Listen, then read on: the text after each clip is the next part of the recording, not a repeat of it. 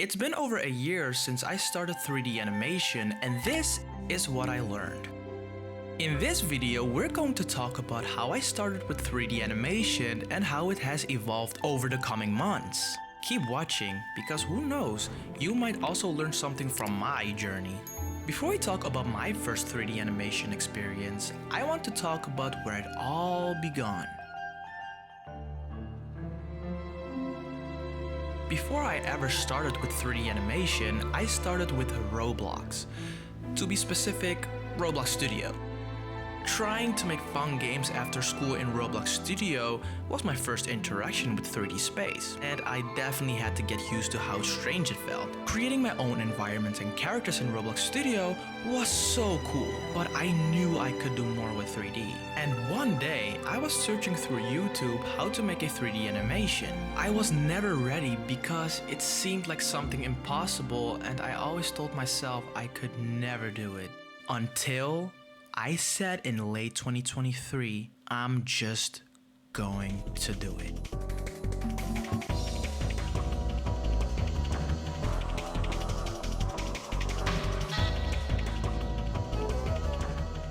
For my very first animation, I had something big in mind.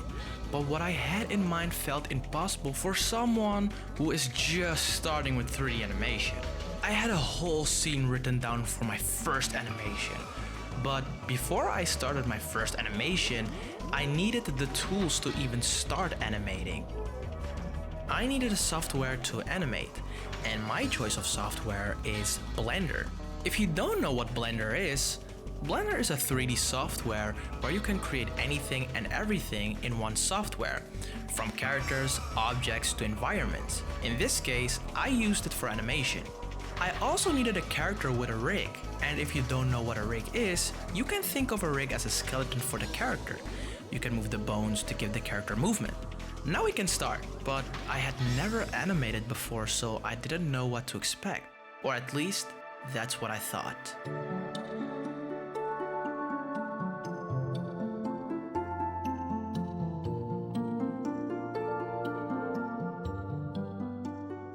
For my first animation, I wanted to create a scene about Elastigirl getting chased.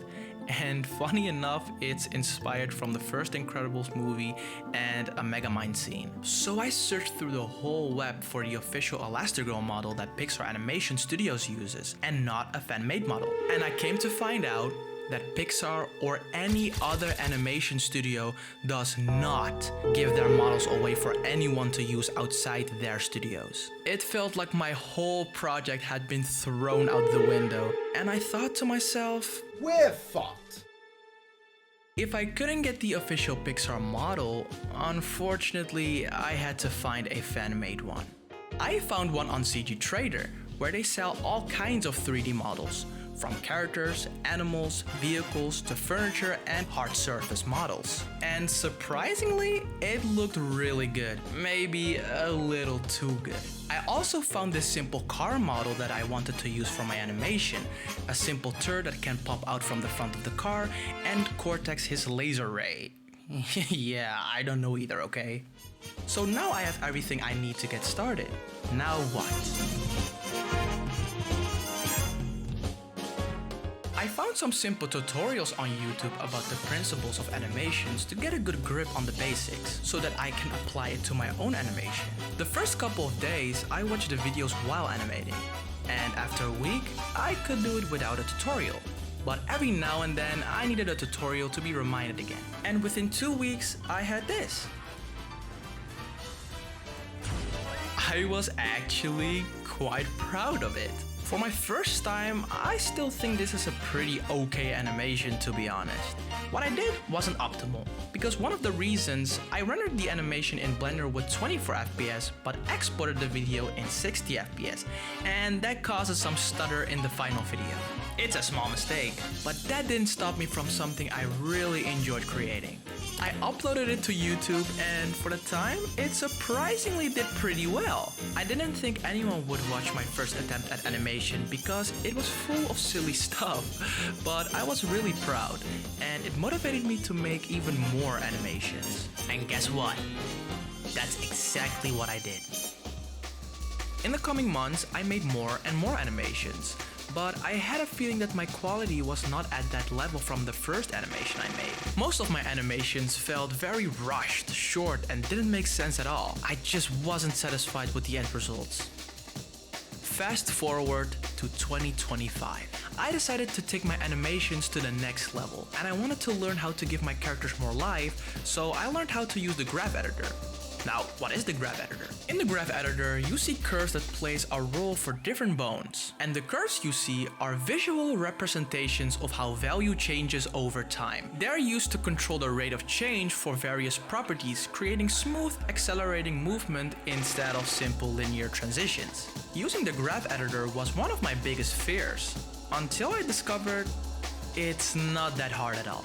It wasn't always necessary, and when it did, I used it for a few poses. There are plenty of videos on YouTube that goes more in depth about the graph editor, but it's not as deep as you might think.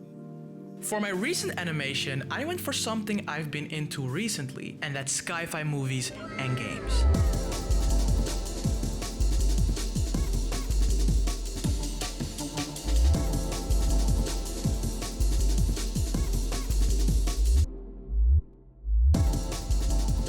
For my 22nd birthday, my girlfriend gave me Metroid Prime Remastered, and I fell in love with the game. I'm pretty new to the Metroid Prime series, and Metroid Prime 4 is just around the corner. And for my recent animation, I wanted to create a scene from the Pixar movie Lightyear, with Samus as the main character. So I found this really cool fan-made Samus rig by Curiomatic, and well, I began animating. But wait. Before I started this recent animation, I became more interested in creating animations and was very curious about how Pixar creates theirs. I stumbled upon this website called Graphic Pixar, and here you can find everything from character creation, animation, to hair and clothing simulation. It's very inspiring, and I wanted to share it since it had quite an impact on my recent animations. I really wanted to go all out for this animation. For this animation, I watched a ton of tutorials. I kept going back and forth to understand the different parts of the videos to apply it to my own animation. It was definitely very time consuming, but that's the case with every project you're dedicated to. For my renders, I used cycles to get more realistic lighting and shadows. When everything was put together, it was time to render.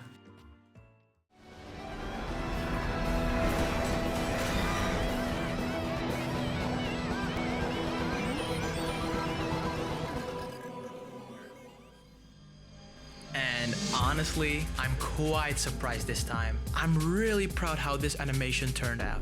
I actually improved, and you can see the difference between my first animation and my recent animation. Obviously, I still need to learn so much more. But what I've learned from this whole year is, just do it.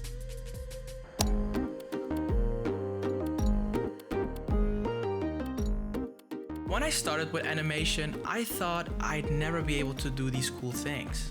It seemed like it was never made for me and that it would not be within my reach. But here we are. If you're also stuck with these kinds of thoughts, then this is a wake-up call to take that step too. Just have fun, and that's the most important part. If you learned anything from this video, please let me know in the comments and subscribe to my channel. I want to reach 1K subscribers before the end of the year. I would really appreciate it. We have reached the end of the video, and if you watched the whole video, I want to thank you so much. And I'll see you in the next one.